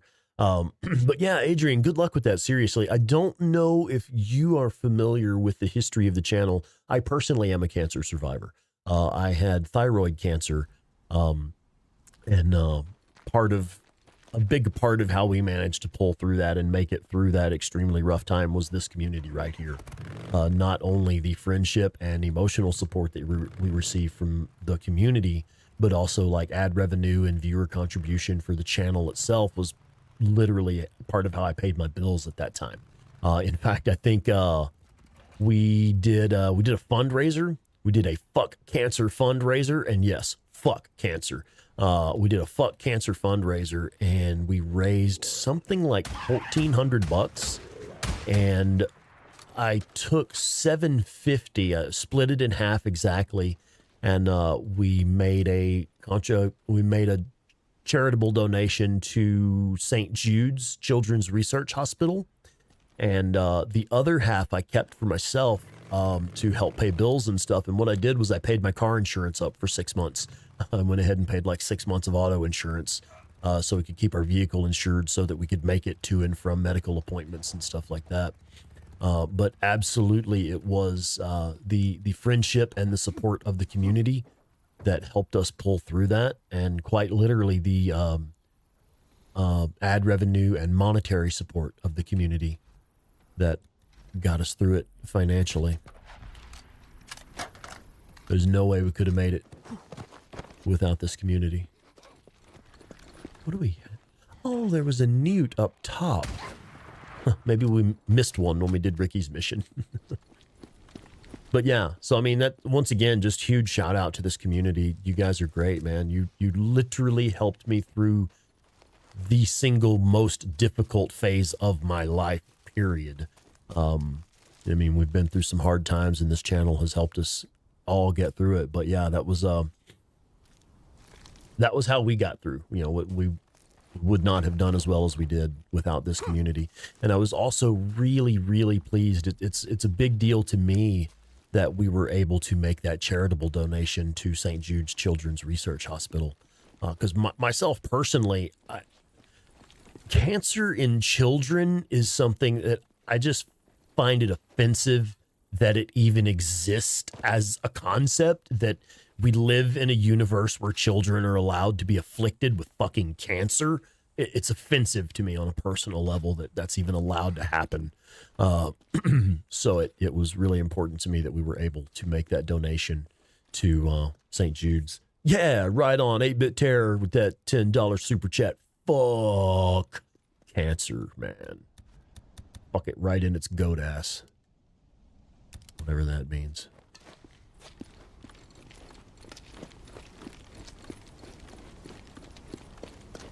Unknown. Welcome in, Unknown. Just got off work, slaving from that paycheck. I hear you.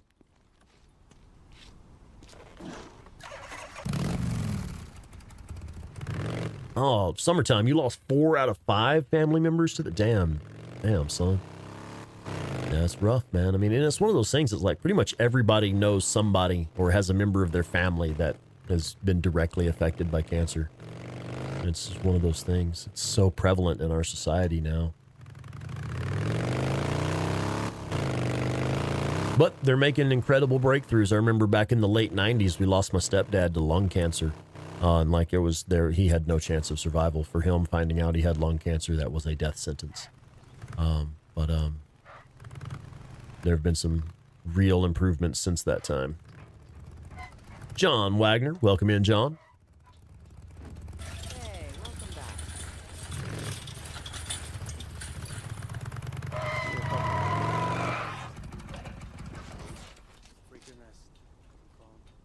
Oh, yeah, Sin, myself as well. Yeah, before I moved from Texas, the job that I worked back there, I had it set up where, and this was before cancer, before I even knew I had cancer. I had my job set up where I would, every month out of my paycheck, I would make it would take like $5 out of my paycheck. And St. Jude's was the. You have your Yeah, right. But yeah, St. Jude's was the where I would send my charitable contribution for my paycheck. And I'm currently wearing, I don't know if anybody's noticed this. Unfortunately, I actually am going to have to go ahead and wrap it up here. I really wanted to get into the southern regions tonight, but it's late. I've worked a long day today at my day job. I have to be at work early in the morning again tomorrow, and things have run late, and we're kind of stressed out because of this drama with our neighbors. So I'm going to take a minute to visit with my girl and come up with a game plan. Okay. So what I'm going to do, I'm going to pop over to my brand new and improved intro screen, so we can actually sit here and chat for a minute. I want to show you guys my hat. This is a hat that Claire got for me while I was going through cancer. I don't recall. So much of that time is just blurry and fuzzy, and I don't have clear memories of a lot of it. But I think it was the day I went to get my radiation treatment, she gave me this hat, and I don't know if you get it. It's a reference to the show Chernobyl, and because in the show they the team of the Russian guys who were running the nuclear power plant there, they had only been equipped with Geiger counters that measured up to 3.6 Röntgen, whatever the fuck that means. But it's a very low reading, only detects very low levels of radiation, and it maxes out at 3.6. And so they were using their Geiger counters to determine how bad the radiation leak at Chernobyl was. And they were like, well, it's only 3.6 Röntgen, which, we're told that's not great, but it's not terrible either. We'll be okay because it's only 3.6. Our meters are only reading 3.6. Röntgens. Interesting. Okay. So they're like, yeah, it's only 3.6. We're going to be okay. It's not great, but it's not terrible. And then later they brought in some experts that had like real Geiger counters that they were going up to like 15,000 Rontgens, and that was being maxed out too, you know, and they were like, oh my God, you know, because then they were getting accurate readings and finding out just how bad the damage really was. And so, yeah, it's like 20 times that or something. I don't even know. But that's what the hat is a reference to that. It's like, you know, you've got cancer. You're about to go through cancer surgery and you're about to have radiation treatment and stuff like that. And it's not great, but it's not terrible. You're probably going to survive. And that was one reassurance that I had throughout the entire process. Having thyroid cancer, I had been assured pretty much from the beginning of the process. The very first medical staff that I talked to was like, well, you know, thyroid cancer, it's serious. You've got some tough times ahead of you, but you're probably actually going to be okay, because thyroid cancer is about the best form of cancer to have. The surgeries have really high chances of success, and, you know, really high chances of full recovery and stuff. So even from the very earliest stages of the process, they were like, yeah, man, you're probably actually going to be okay. And so I had that reassurance from the beginning, but it's like, I still relate to other people who have had more extreme forms of cancer. It's like, it was still real. It was not great. You know, it wasn't terrible, but it wasn't great either. You know, it is what it is. Anyway, hey, I need to say hello to Angus Smart. Angus, what's up, man? Welcome in, welcome in. Oh, Adrian, you've seen the show Chernobyl. Yeah, I had not seen it before. We decided to watch it afterward. I think it was after my cancer that we sat down and watched it. And then I was like even more amazed at it because of the radiation and stuff. Oh, Adrian. Oh, prostate cancer. Oh, brother. I mean, that comes with, you know, problems of its own, but yeah, good luck. I wish you the best. And, you know, yeah, it's just one of those things. It's the best cancer to have. Yeah, that's what they told me about thyroid cancer.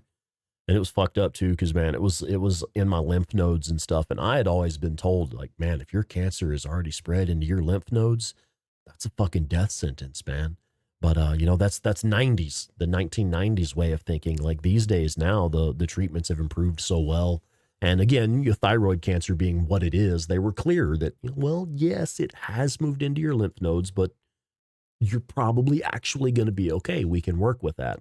And I don't know if you can see it on the camera, but my scar is kind of unique because they had to take a lot of my lymph nodes as well. The scar goes all the way down from the root of my ear all the way down to the center of my neck, way down. And it was, because generally I think they just do like a little cut right here to take the thyroid, but they had to get a lot of my lymph nodes out as well. And is one of the, like, I've even had medical professionals tell me since then, it's like, oh, wow, I've never seen a scar like that from thyroid. Usually it's just a little thing right here. I was like, yeah, they had to take a bunch of my lymph nodes as well. But because the surgery was kind of intense and took such a large area, this is like fucking 2 years later, I still have numbness and loss of feeling. If you were to draw a triangle right down the center of my face, out to my shoulder and up, it's like this whole triangle right here is numb. I still have difficulty speaking sometimes. Yeah, I'm sure on this face cam here, you can probably see the swelling. I have swelling from lymphedema. Lymphedemia, I think it's called. Basically just from having lymph nodes removed. And so like it's literally changed the shape of my face. I can't feel as well, like the side of my neck, my ears. Sometimes I can't tell when my ear is being touched, because I still have, you know, a high degree of numbness there. But yeah, it was, eating and swallowing is better now, but sometimes I still get like where the side of my mouth would be a little weird like this. And I have to like make myself like force my face to do what it's supposed to do when I'm trying to speak. The voice is doing pretty good. Voice is strong. I sometimes find my voice cracking early in the day, earlier than I would expect, but I do a lot of talking, especially doing this, but I also do a lot of talking at my day job sometimes. So yeah, it is what it is. But like I said, it went as well as it could have gone. And the support of this community, both the friendship and emotional support and literally the financial support of having a YouTube channel for supplemental income, is literally what got us through, man. I couldn't have paid my fucking car insurance without the Fuck Cancer fundraiser. And I was also able to make a charitable contribution to my favorite charity. So yeah, in the long run, it came out okay. And it gives us something to talk about now. You know, it's like we have a lot of folks in the community who have been affected by cancer, and we can actually speak to that and know what you're going through, or have a pretty good understanding of what you're going through. I should say, no one really knows what you are going through as an individual, but we have a pretty good understanding of what it means to be told you have cancer. So it's pretty serious shit. Yeah, I see. It's everybody, man. We've all got stuff going on, and it's great that we can have a place to meet and talk. And yeah, I mean, yeah, and Claire had a big scare at that time as well. She was having was it some nerve damage she was having, where she had like lost the use of her left arm entirely due to pinched nerve or something. And some of the results that she got back early on indicated it could possibly be a growth of some sort causing it. And it was at the same time that I was going through cancer, man. Yeah. Yeah, right. Yeah, summertime. I hear you. It's like I understand medical procedures pretty well, and so like I was able to sit there and talk to the doctors and be like, yeah, I understand exactly what you're telling me. I know what that entails. You know, I've seen shit like that happen before.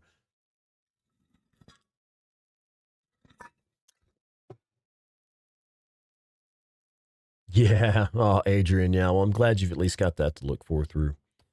Get that. You've got that to look forward to. You know, this game has brought so many people together. This is literally how Claire and I met. This is how I met my fiance, man. She is the host of the Days Gone podcast. And folks, if you're new to the community and you're not familiar with Days Gone podcast, you got to check that out. If you're a fan of the game, you got to check out Days Gone podcast. She's literally interviewed actors who did voices in the game. She's interviewed devs who worked on the game, and she's interviewed lots of other people, you know, passionate people from the community. But she was the host of the Days Gone podcast, active at the time, and she invited me to be a guest on the podcast as like an expert of the game or whatever.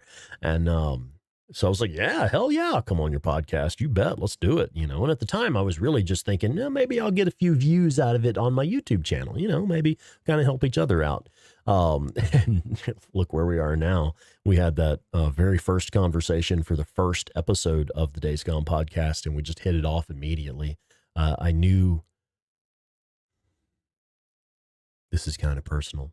I usually only say this to her, but I knew right then, that very first episode we recorded together, I knew that I needed Claire Weaver in my life. It didn't matter if it was just like as professionals collaborating on stuff together or whatever. I knew right then that I needed Claire Weaver in my life.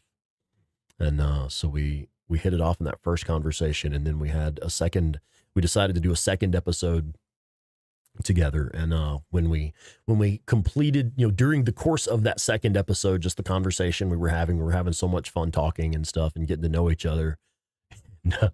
Yeah.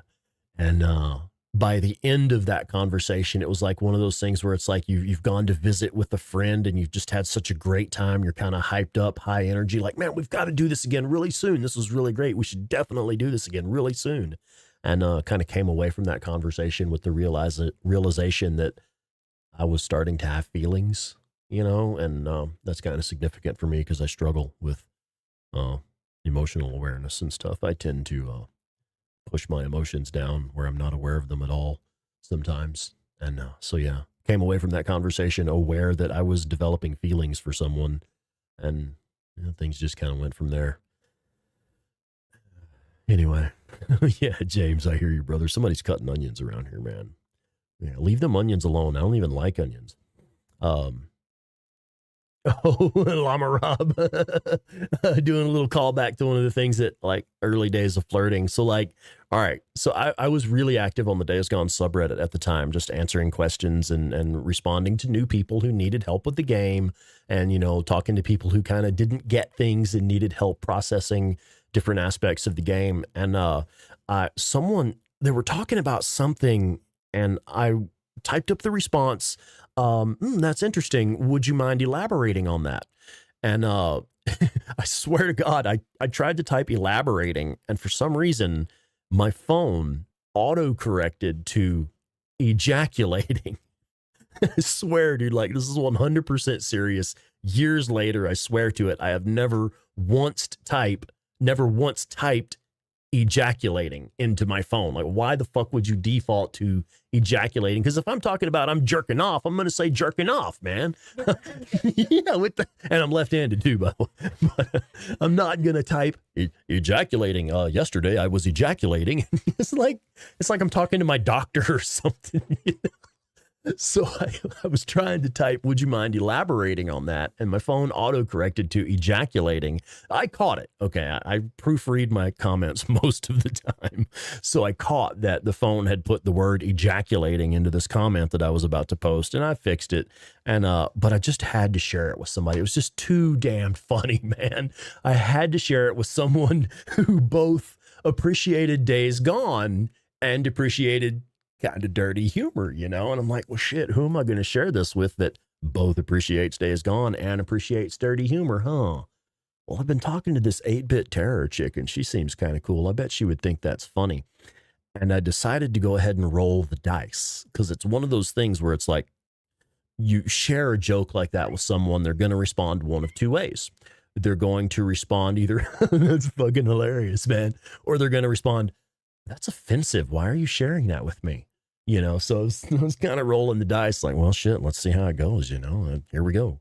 Roll the dice. And so she thought it was hilarious. And we both had a great laugh. And yeah, I know Mike 420, what's up, man? Imagine if I had actually accidentally hit send on that. Oh yeah, Tack says, you know, studies show that humans can affect electronics. You were thinking it and the phone handled the rest. Yeah, I shot my shot. Yeah. Yeah, I promise, dude, I have never typed the word ejaculating. I've never typed the word ejaculating into my phone. I don't know where it came from. I really don't. But yeah, that's like the story of how 8-bit Terror and I got together. She invited me onto the podcast and we just hit it off immediately. And I've said it before, I'll say it again. I knew right away that I needed Claire Weaver in my life, whether it was just as professional collaborations, you know, elaborating on each other or whatever. I knew right then. Anyway, I do get a kick out of sharing that with y'all. I'm glad y'all think that's funny. Yeah, I'm blushing again. Yeah, I'm blushing. Anyway. All right, man. That is where we're going to shut it down for the night. I regret that we weren't able to get to Lost Lake. We didn't even touch the riding Nomad mission like I meant to. We just kind of geared up and then had drama with my fucking neighbors and then talked about ejaculating for the rest of the night. You know, it is what it is. Par for the course around here, I suppose. All right, man, we're going to, we will be back. I do intend to stream Friday evening. I'll do my normal Days Gone live stream on Friday if I am able. Please make sure that you have notifications turned on. Please do it. Go ahead and turn on notifications for this channel. I have several videos that are in the works that should be releasing fairly soon. We have videos ready for the Hey Drifter channel as well that should be releasing soon. But more importantly, what I really want to put out there is make sure you've got notifications turned on, because my work schedule is fucking weird right now. It fluctuates from day to day. Some days I don't know if I'm going to be working early or working late. It changes every day, just depending on what route I'm driving that day. So some days I may not be able to stream, even though I would normally stream that night. Make sure you have notifications turned on. That way, when I do go live, you'll be in the loop and you'll know that we're going live at that time. It's the best thing I can say. Will you do a stream where you're in a Discord call with viewers? Not likely. This is kind of not the format that we normally do. Hit me up on Discord, though. You can direct message me on Discord and let me know what you have in mind. I'm always looking for ways to grow and improve. And, you know, we really do like to interact with our community. It's one of the reasons that we started doing the Bear Trap Tavern conventions, the in real life meetups, because we do want to, you know, actually get to meet some of you folks and talk to you and, you know, share personal stories and things of that nature. It's kind of not possible to do much of that in these live streams. It's hard to actually stop and talk to each other and read all the comments and keep up with the comments. So a lot of times people tell me like really heavy happening shit in the chat, and I completely miss it because I didn't see that chat pop up. So yeah, hit me up on the Discord if you have something specific you want to come at me with. Also, Shane Lambert, if you're still around, you know, we've talked before on Discord. Hit me up if you want to talk about specifics for planning out Bear Trap Tavern next year. But yeah, that's it for me. My throat's going dry and I'm out of water, so I am going to shut it down. Good night, everybody. Thank you so much for being here, and we will see y'all next time. Bye.